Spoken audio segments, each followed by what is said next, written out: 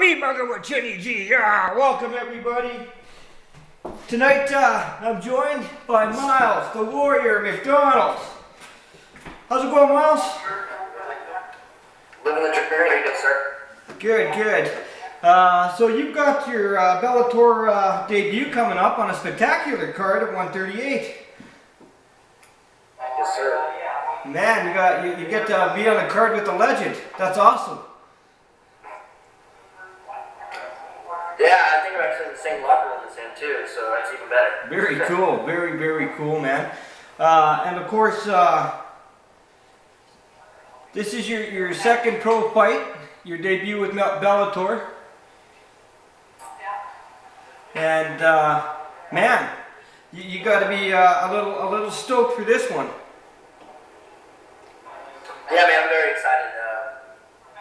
I'm nervous and excited at the same time, so it's kind of a mix of emotions, but I think it's going to propel me to perform to my absolute best, though. Right on, man, right on. So where are you training out of? I'm out of Hybrid MMA in Springfield, Missouri, under Shane Carpenter. Cool, cool. So I tried to find some specs on you. They're hard to come by.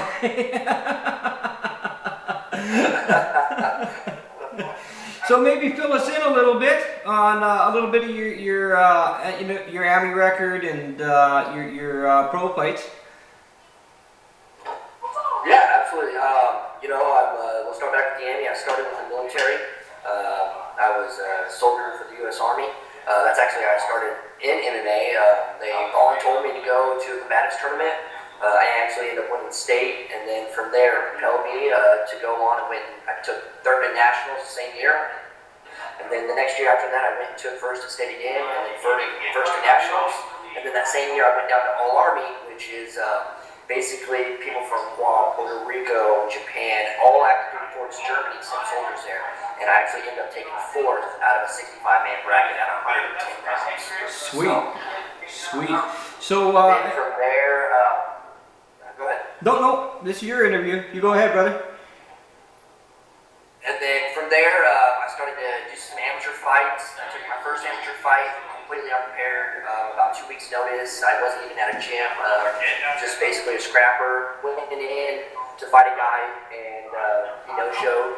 So then I said I didn't drive 3 hours not to fight. You know, my mom's here. I got to put on something for my mom. And ended up fighting a guy in a weight class and a half. I walked in at like 123. He strode in about 138. So weight class above me, and went to the decision.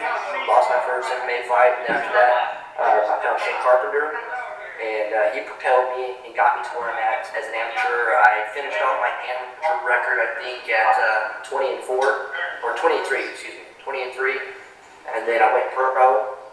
Lost my pro debut, took a year off, just trained, and really tried to critique myself and maximize everything, and then just had another pro fight in the night. Ended up winning that, and now I'm looking to seal the victory under Bellator. Cool. And your Bellator fight, I'm sorry, who's that with? I had it here, but my kids got to my computer on me. I'm fighting Dan O'Connor. Right. I'm fighting Dan O'Connor. 6-4. He's the hometown guy. I'm going in there. No one's really expecting much out of him. They're basically, I feel like, if you look at the records, I know records don't matter in pro, but at the same time, you got a 1-1 guy going against a 6-4 guy. It's kind of backwards, but I like to be underestimated. I've been underestimated my entire life, and that's what drives me, and it just motivates me and fuels me. So I'm looking to go in there and make some noise. Well, you're definitely stepping up.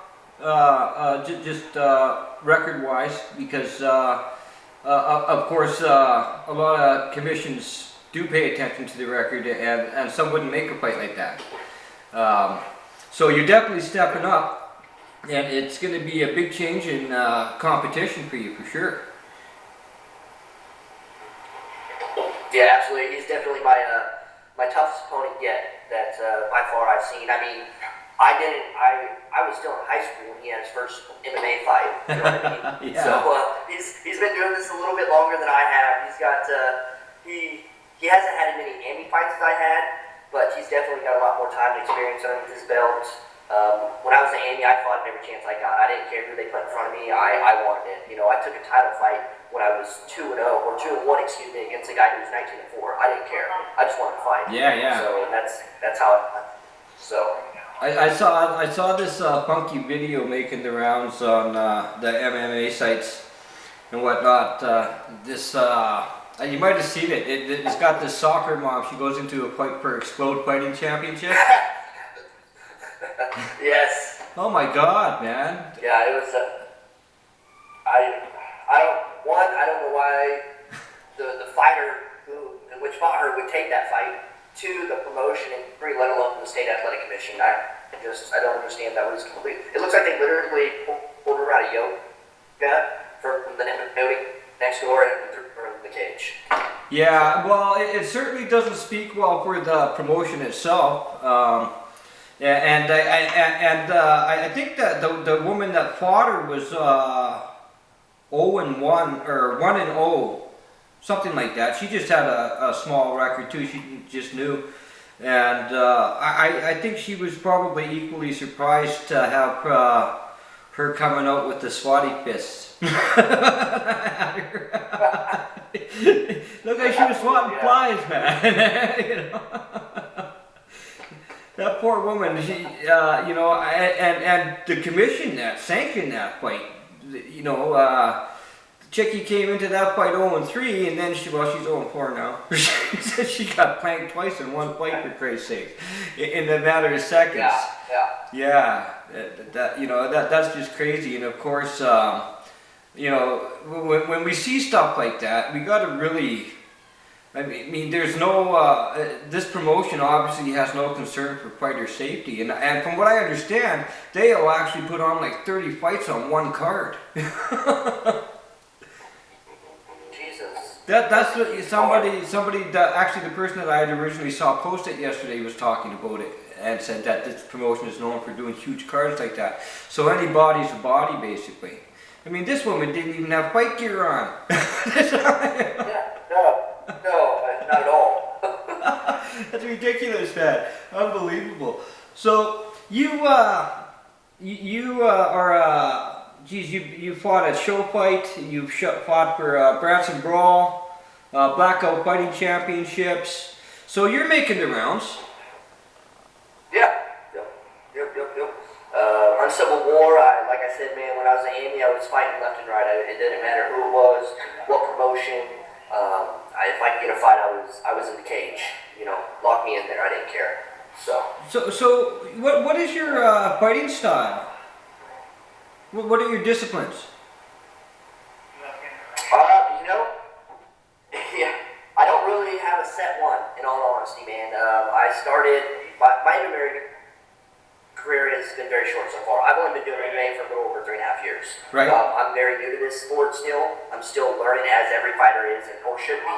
It doesn't matter if they've been in it for 20 years or 20 months, whatever. It doesn't matter. But I'm more a jiu-jitsu based fighter. That's what I really learned and grew to love at first. But at the same time, though, I'm whatever Coach Shane. I'm whatever.